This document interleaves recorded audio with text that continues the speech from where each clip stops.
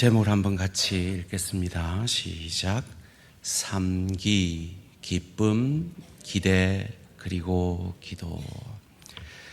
자, 삼감에 이어서 이제 삼기가 등장을 했습니다. 삼감 아시죠? 뭐죠?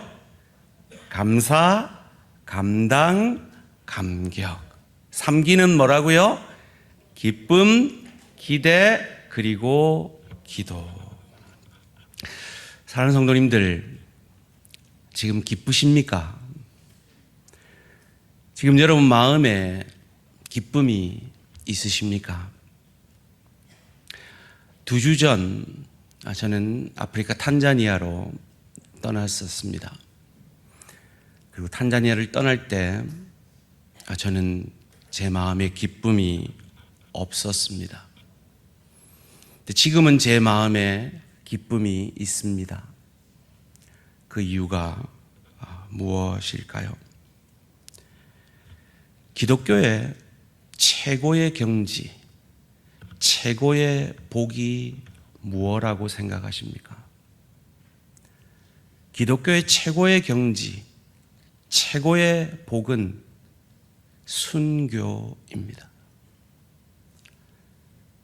그 순교야말로 복음의 가치가 얼마나 놀라운지를 우리에게 보여주는 것이기 때문입니다. 그런데 언젠가부터 기독교가 이 세상의 시류에, 물질 만능주의에, 기복주의에 휩쓸리면서 기독교의 최고의 복이 내가 구한 그것을 다 얻는 나의 잘됨이라고 오해되어지고 있습니다.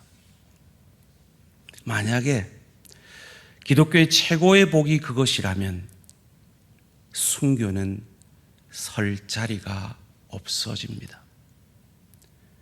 아니, 설 자리가 없는 것이 아니라 순교야말로 가장 큰 저주가 되어 버리는 것입니다. 이 차이가 우리의 신앙 가운데 만들어내는 결과는 엄청나기 때문에 이 말로 오늘 설교를 시작하는 것입니다. 또한 우리 신앙인들의 기쁨의 수준이 아주 낮은 수준에 있느냐 아니면 높은 수준으로까지 자라나느냐의 문제이기 때문에 이것을 가지고 설교의 화두를 꺼내는 것입니다. 오늘은 어린이 주일입니다. 예수님께서 어린이에 관해 말씀하실 때 하신 가장 중요한 말씀이 누가복음 18장 17절에 나오죠. 함께 읽을까요? 시작. 실로 너희에게 이르노니 누구든지 하나님의 나라를 어린아이와 같이 받아들이지 않는 자는 결단코 거기 들어가지 못하리라 하시니라. 우리에게는 사실 이 말이 그리 파격적이어지지 않지만 2000년 전 어린아이들이 사람의 수에도 들지 않은 그 시대에는 참으로 파격적인 말씀입니다. 이 어린아이와 같지 않으면 천국에 들어갈 수 없다라는 이 말의 가장 핵심되는 말은 따라해 봅시다. 의존성. 마치 어린아이가 엄마 없으면 죽겠다라고 울고 엄마를 간절히 찾는 그 엄마를 의존하는 마음과 같이 예수님의 그 십자가 보혈 복음의 은혜를 간절히 의존하는 그만이 천국에 들어갈 수 있다라는 것이죠. 이 말을 언제 하셨습니까? 한 부자 청년이, 어떤 성경에는 부자 청년이라고 있고 어떤 성경에는 어떤 관리라고 되어 있는데요, 관리이자 청년이었겠죠. 그가 예수님께 선한 선생님 어떻게 하여 영생을 얻습니까? 라고 물었을 때 예수님이 말씀하시죠. 네가 계명을 알지 않느냐? 간음하지 말라, 살인하지 말라, 도둑질하지 말라, 거짓 증언하지 말라, 내 부모를 공경하여라 하라 하였다. 이 말에 이 청년이 말합니다. 어려서 다 지켰습니다. 그때 예수님이 말하죠. 내가 한 가지 부족한 것이 있으니 내 재물을 다 팔아 가난한 자에게 나누어 주라. 그런데 이 부자는 재물이 많은 고로 근심하여 돌아갑니다. 그래서 우리 보고 재물을 다 팔아야지 구원받는다는 건가요? 아니죠. 내가 어찌할 수 없는 그 문제가 우리에게 있다는 겁니다. 그 문제 앞에 나는 할 수 없으니 당신만이 내게 영생을 주실 수 있습니다라는 어린아이가 엄마를 찾는 간절한 마음이 바로 믿음이라는 것이죠. 그 예수님께서 오늘 제자들에게 돌아가시기 전 몇 시간 전에 그가 제자들에게 간절히 주기를 원하는 것이 무엇인지를 오늘 본문 13절 가운데 이렇게 말씀하고 계십니다. 지금 내가 아버지께로 가오니 내가 세상에서 이 말을 하옵는 것은 그들로 내 기쁨을 그들 안에 충만히 가지게 하려 함이니이다. 예수님이 지금 아버지께 제자들을 위해서 기도할 때 아버지 내가 참 기쁜데 이 기쁨이 제자들에게도 충만하게 해 주십시오라고 기도하고 있는 것입니다. 그런데 그들의 상태는 어땠습니까? 전혀 기쁨이 없었습니다. 왜요? 예수님이 제자들에게 가지신 그 기대와 제자들이 예수님께 가진 기대가 달랐기 때문입니다.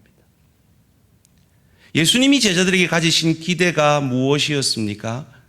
11절 말씀에서 첫 번째 예수님의 제자들에 대한 기대는 그들의 하나됨이었습니다. 나는 세상에 더 있지 아니하오나 그들은 세상에 있사옵고 나는 아버지께로 가옵나니 거룩하신 아버지여 내게 주신 아버지의 이름으로 그들을 보존하사 우리와 같이 그들도 하나가 되게 하옵소서.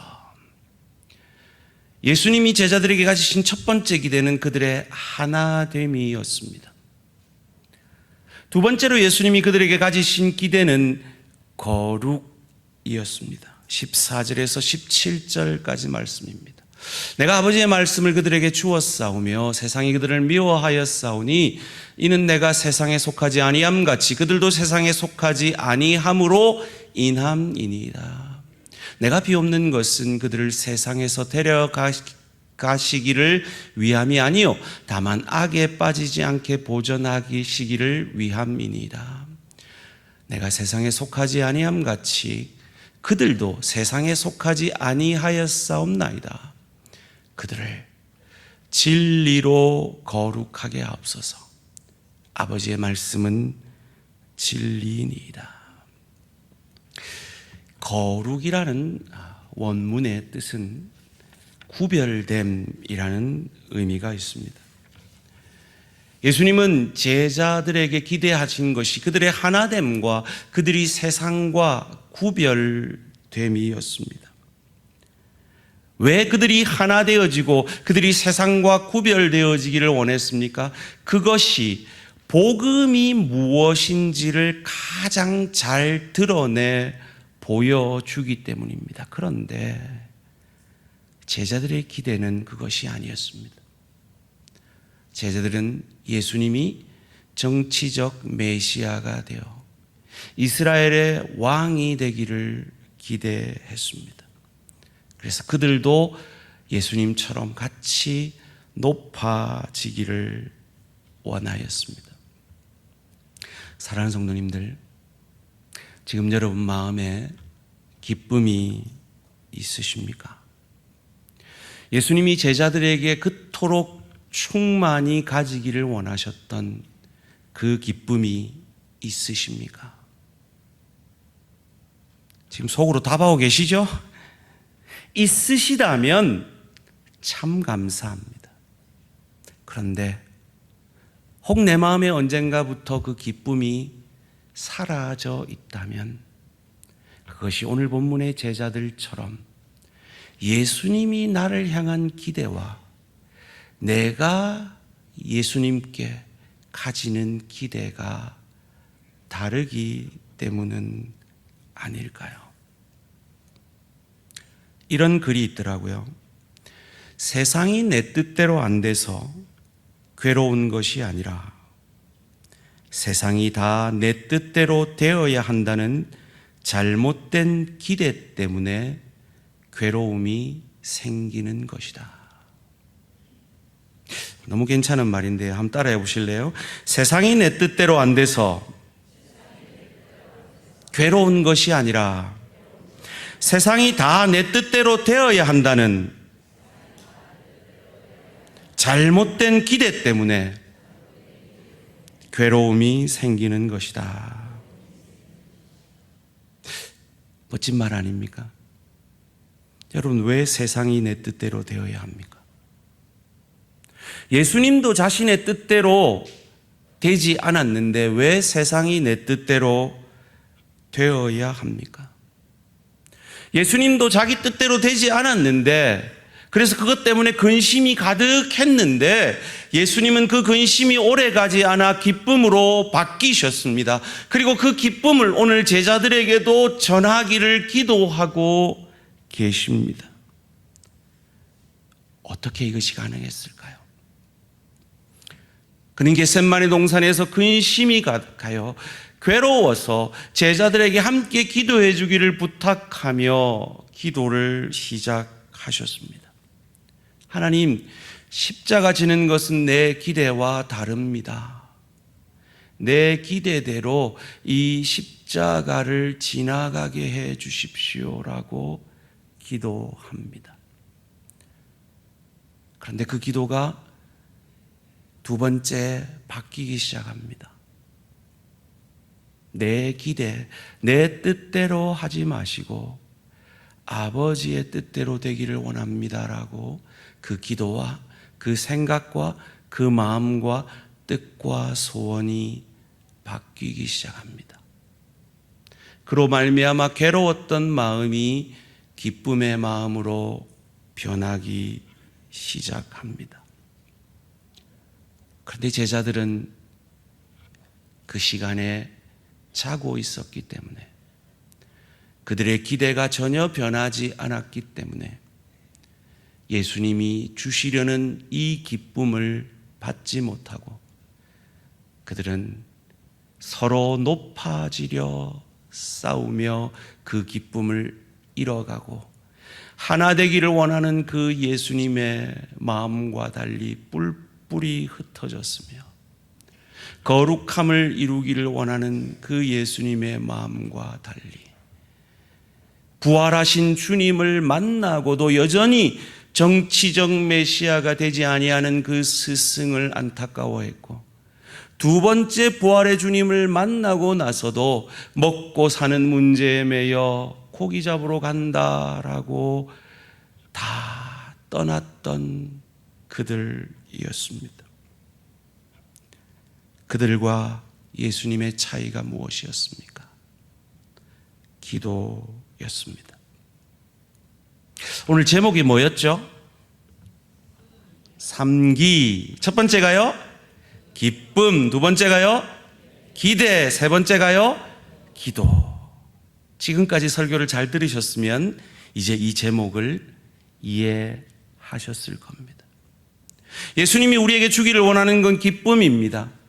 그런데 혹 우리가 기쁨을 잃고 있다면 우리는 예수님과 다른 기대를 가지고 있기 때문입니다. 예수님도 그랬습니다. 인간 예수님도 그랬습니다. 그런데 그 시간은 얼마 지나지 않아 예수님은 다시 기쁨을 회복했습니다. 무엇 때문에요?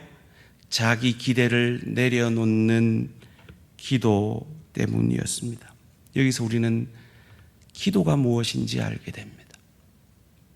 기도는 내게 기쁨을 충만히 주기 원하시는 그 예수님의 마음과 그 예수님의 나를 향한 기대와 다른 그 기대를 내려놓고 그 기대를 바꾸어 예수님의 기대로 내 마음과 생각을 바꾸는 것이 기도입니다. 그것이 바로 어린아이와 같은 마음이죠. 엄마를 전적으로 의존하는 어린아이는 해로운 것을 간절히 원하다가도 엄마가 그것을 검하면 그것을 포기합니다. 그리고 엄마가 주는 그것을 엄마를 전적으로 믿고 받아들이는 것입니다. 그런데 문제는 이것이 내 힘으로는 안 된다라는 것입니다. 제자들이 그러했습니다. 그들은 분명히 부활의 주님을 만났습니다. 그런데 여전히 엠마오로 가는 두 제자는 정치적 메시아 되지 아니한 그 스승에 대해 안타까워했습니다. 두 번째 부활의 주님을 만나고도 제자들은 베드로를 필두로 나는 고기 잡으러 간다라고 세상 속에 그들의 마음을 쏟음으로 그들의 기쁨이 없는 마음이 전혀 변화가 없었습니다. 그래서 예수님이 그들에게 너 마음 바꿔! 라고 하지 않으시고 성령이 너희에게 오실 때까지 기도하면서 기다리라 말씀하십니다.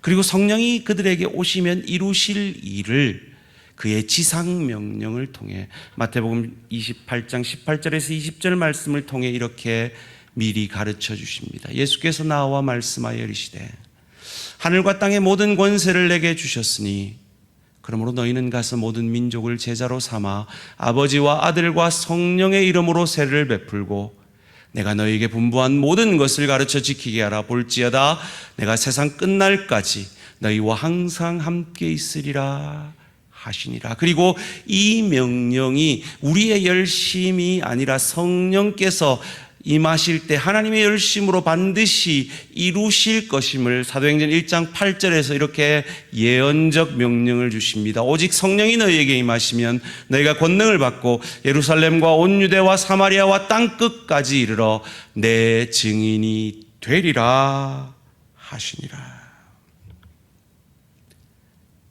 제자들에게 원하시는 세 번째 뜻이 이것입니다. 제자들에게 기대하신 세 번째 기대가 바로 이것입니다. 제자 삼음과 증인됨입니다. 그런데 이 일이 어떻게 이루어질지를 부활의 주님께서 세 번째 제자들을 만나셨을 때 우리에게 가르쳐 주십니다. 제가 자주 말씀드려서 이제는 익숙하실 텐데요. 베드로가 예수님을 세 번 모른다 부인하며 저주하면서까지 부인했을 때 베드로가 바라봤던 것이 무엇이었죠? 이래서 제가 햇얘기 또 하고 햇얘기 또 해도 가능한 거죠. 요한복음 18장 18절 말씀 함께 읽습니다. 시작. 그때가 추운 고로 종과 아랫사람들이 불을 피우고 서서 쬐니 베드로도 함께 서서 쬐더라. 추운 고로 종과 하속들이 여기서 불이라고 개역 개정에는 번역되어 있는데요. 이전 한글 성경에는 숯불이라고 되어 있었습니다.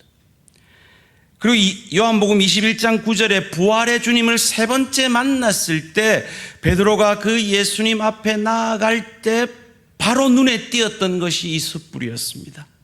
육지에 올라보니 숯불이 있는데 그 위에 생선이 놓였고 떡도 있더라. 베드로가 그 숯불을 보고 뭘 생각했을까요? 바로 며칠 전에 그가 예수를 저주하며 부인했던 때 바라봤던 그 숯불이 생각이 났을 겁니다. 그로 말미암아 자기 자신에게 절망하게 되죠.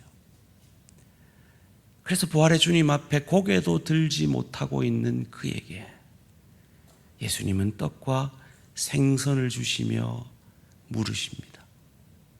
내가 나를 사랑하느냐? 세 번이나 물으십니다. 왜 세 번 물으시죠? 세 번 부인했으니까요. 세 번 사랑하느냐 물으시기 전에 예수님은 생략하신 말이 있습니다. 무슨 말입니까? 나는 여전히 너를 사랑하는데 너는 나를 사랑하느냐라고 묻는 것입니다. 이것이 제가 3주 전에 여러분에게 영감을 받아 했던 말 기억나십니까? 네가 암만 그래 봐라. 그 다음 뭐죠? 내가 너를 사랑함을 멈추나. 이것이 바로 제자들을 향한 예수님의 사랑이었습니다. 그 끝없는 사랑, 그 멈추지 않는 사랑 앞에 자기 절망을 사랑으로 바꾼 그들을 통해 하나님은 제자 삼는 그 일을, 증인되는 그 일을 이루시는 것입니다. 그래서 그 사랑 때문에 베드로는 로마에서 나는 똑바로 십자가에 매어 달릴 수 없다라고 고백하며 거꾸로 십자가에 매어 달려 죽기까지 그 사랑을 고백하는 것입니다.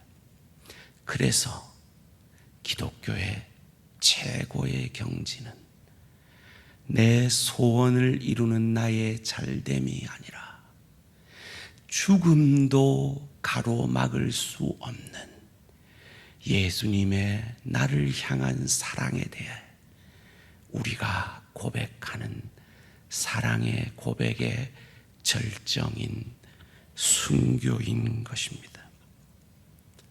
사랑하는 성도님들, 기쁘십니까? 여러분 마음에 기쁨이 있으십니까? 혹 없다면 어떤 기대가 채워지지 않아서 여러분에게 기쁨이 없으십니까?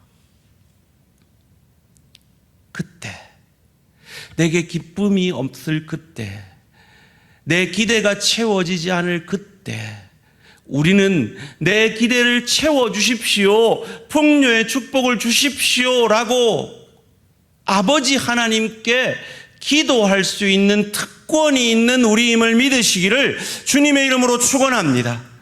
그러나 그것뿐만이 아니라 그 나의 기대와 아버지의 기대가 다를 때 하나님은 내가 원하지 않는 환경과 형편 처지를 통하여서 내가 원치 않는 깊이의 축복까지도 허락하시는 하나님이심을 더욱 믿으시기를 주님의 이름으로 축원합니다. 그것이 바로 오늘 제자들이 경험하고 있는 주님과의 만남인 것입니다. 그래서 빌립보서 4장 6절 7절은 우리에게 이렇게 가르쳐 줍니다. 함께 읽습니다. 시작. 아무것도 염려하지 말고 다만 모든 일에 기도와 간구로 너희 구할 것을 감사함으로 하나님께 아뢰라. 그리하면 모든 지각에 뛰어난 하나님의 평강이 그리스도 예수 안에서 너희 마음과 생각을 지키시리라. 기도하면 다 들어줄게라고 하지 않으십니다. 평강을 주시겠다고 약속하십니다. 기쁨을 주시겠다고 약속하십니다.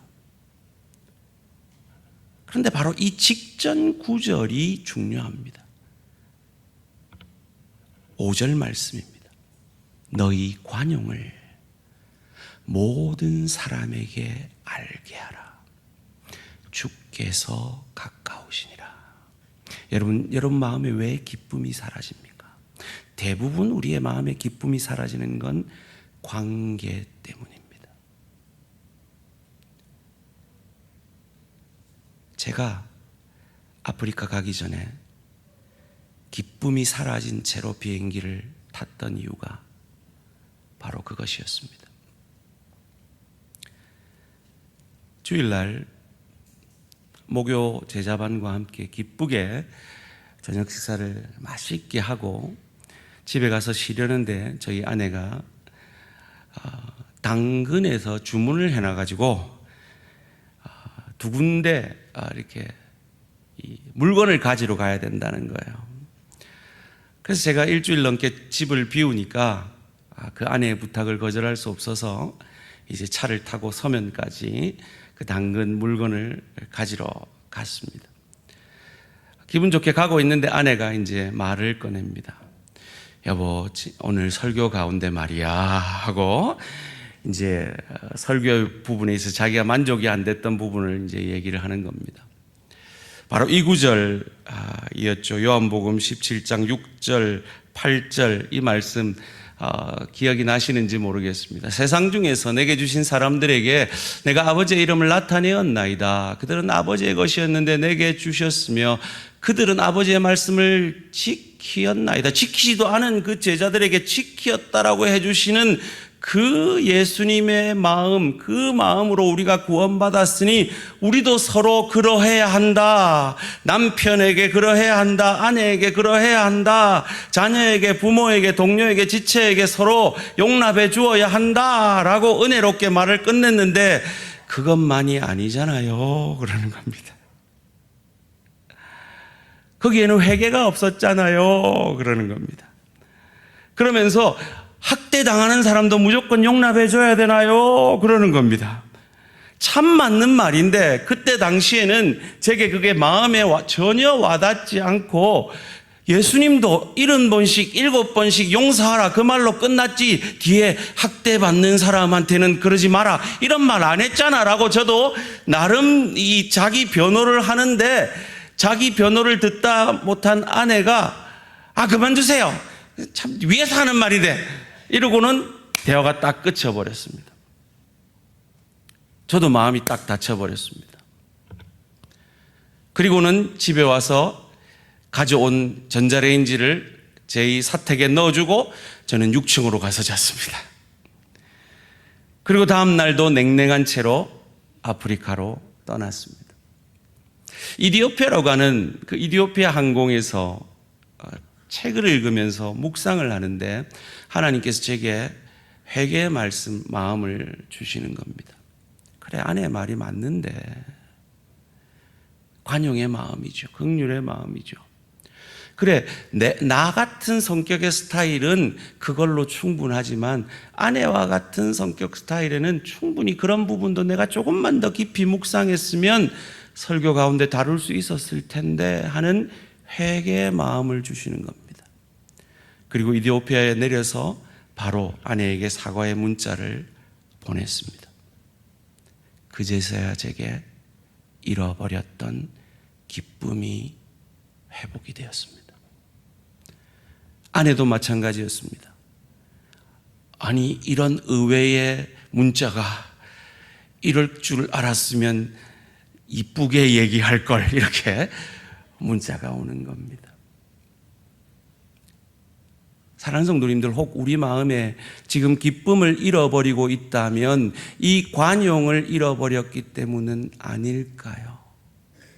마치 우리가 진 모든 죄를 자기가 진 죄인 양 긍휼의 마음으로 우리를 대신 죽어주신 그 예수의 관용의 마음을 잃어버렸기 때문은 아닐까요? 그래서 하나 되지 못하고 있기 때문에 부부가, 부모 자녀가, 동료가, 지체가 그 그리스도의 십자가 보혈로 하나 되지 못하고 있기 때문에 우리 마음의 기쁨을 잃어버리고 있지는 않을까요?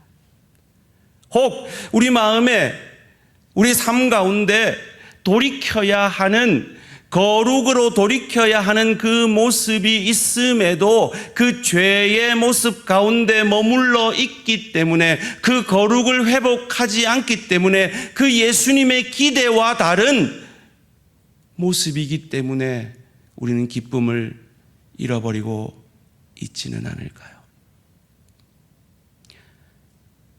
여러분, 화요일 날 우리 화요전도대가, 제가 이제 4층에서 일찍이 국수를 먹고 있으면 이제 뒤늦게 막 물통 들고 이렇게 화요전도대가 이렇게 들어옵니다. 화요전도대가 들어오는 분들의 그 얼굴들을 보면 하나같이 기쁨이 넘쳐요. 토요 붕어빵 전도대가 이렇게 붕어빵 구울 때는 별로 기쁨이 없어요, 얼굴에.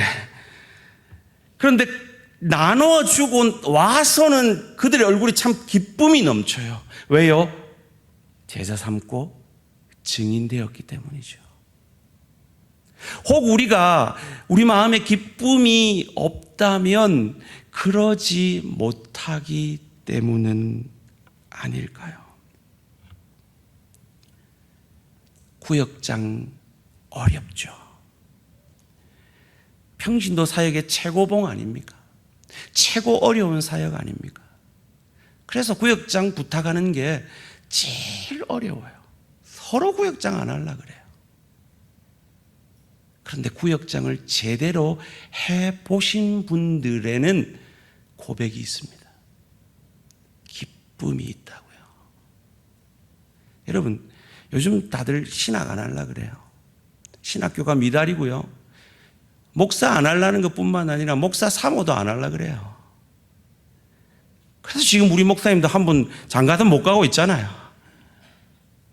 그런데 그분들이 모르는 게 있어요.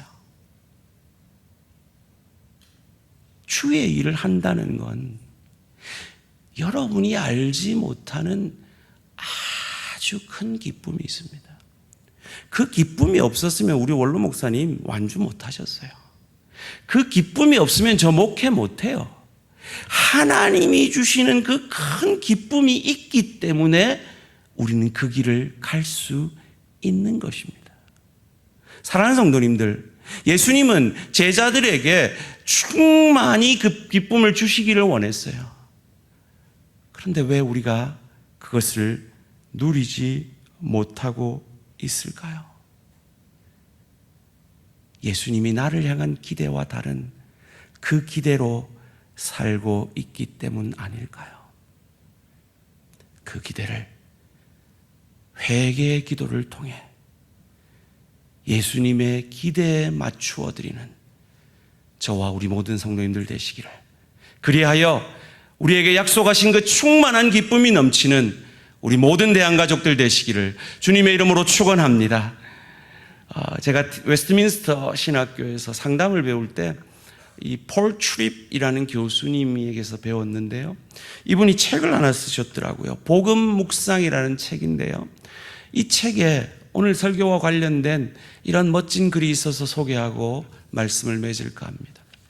우리들 중에는 하나님의 선함, 신실함, 사랑 문제와 씨름하는 이가 많은데, 이는 하나님이 자신의 어떤 약속에 어떤 식으로든 불성실하셨기 때문이 아니라 단순히 우리의 생각이 하나님의 의제에 올라 있지 않기 때문이라고. 즉, 우리는 풍요의 축복만 원하는데 하나님은 깊이의 축복이라는 의제로 우리에게 다가오실 때가 있다는 겁니다. 그 하나님의 의제에 올라 있지 않기 때문이라고 나는 깊이 확신한다. 하나님께서는 우리에게 주셔야 할 선한 것에 대한 우리의 생각, 우리의 의제는 안락하고 유쾌하고 예측 가능한 삶이다. 많은 사람에게 인정받고 고난이라고는 없는 삶 말이다. 하지만 다음 구절에서 하나님의 의제가 어떻게 드러나고 있는지 생각해보라. 내 형제들아, 너희가 여러 가지 시험을 당하거든 온전히 기쁘게 여기라. 이는 너희 믿음의 시련이 인내를 만들어내는 줄 너희가 알미라. 인내를 온전히 이루라. 이는 너희로 온전하고 구비하여 조금도 부족함이 없게 하려 함이라. 이 말씀이 관통하는 메시지는 하나님께서는 내가 개인적으로 정의하는 행복을 내게 전해주려고 일하시지 않으신다는 것이다. 내가 정의하는 행복이라는 의지에만 매달린다면, 즉 풍요의 축복이라는 의지에만 매달린다면 우리는 하나님께 실망할 것이고 하나님께서는 과연 나를 사랑하시는지 의문을 품게 될 것이다. 하나님께서는 무언가 더 좋은 것을 추구하신다. 깊이의 축복이죠. 바로 나의 거룩함, 즉 내 안에서 하나님의 구속 사역을 최종 완성하시는 것이다. 그것이 제자들의 하나됨이고 거룩이고 제자 삼음이며 증인됨임을 믿으시고 그 길을 기도함으로 달려가심으로 주께서 우리에게 약속하신 풍성한 충만한 기쁨이 넘치시는 저와 우리 모든 성도님들 되시기를 주님의 이름으로 축원합니다.